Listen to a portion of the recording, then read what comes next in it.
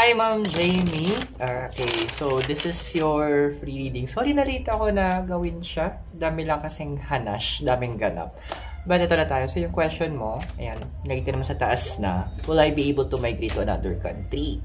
So tingnan natin ha. We'll be using two sets of cards. So tingnan natin ha, mabilis. Ayan. So this is for members only reading. Ayan. So if you want to get that free reading then from time to time, so just click the join button. So ito na yung cards mo. So Ma'am Jamie, kung baka migrate ka, we have here is the Hangman, Ace of Swords, tsaka si Temperance. And yung oracle card mo is a leg up. There is a possibility naman na you could, kasi kaso nga lang, siguro kung bigyan kita ng percentage, it's more on 33%, parang gano'n, 40%. So, if you're really desiring this na makamigrate kayo, well, you need to first look in other ways to how to make sure na yung ma-cover mo lahat. That includes yung mga documentations, yung mga kailangan mo ipasa, yung mga bagay na kailangan mong pag-aralan, or ano yung mga bagay na kailangan mo ma-cover.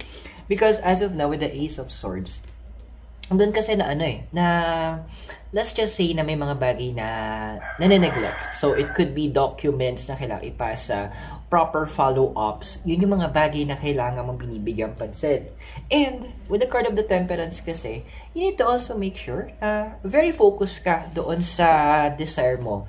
Kasi when we manifest, we need to make sure na andoon yung energy din natin. Andoon na we are making sure that we are in that category. Kumaga, talagang andun yung heart and mind mo, and even your actions will also confirm yung desire mo to migrate.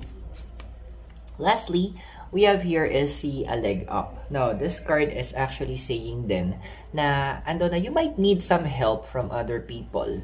Now, besides sa help na paghahanap ng documents na kailangan mo or to make the proper follow-up, this card is also advising na may mga responsibilities ka kasi na ikaw lang yung nakakagawa. So, you need to pass the baton. Kailangan i-share mo na, kailangan ituro mo na sa iba yung mga kailangan gawin so that andoon yung point na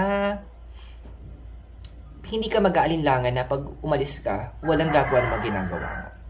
So, I hope nakatulong yung reading, and thank you for being a supporter of Tarot Page Philippines and being a member. See you around! Bye-bye for now.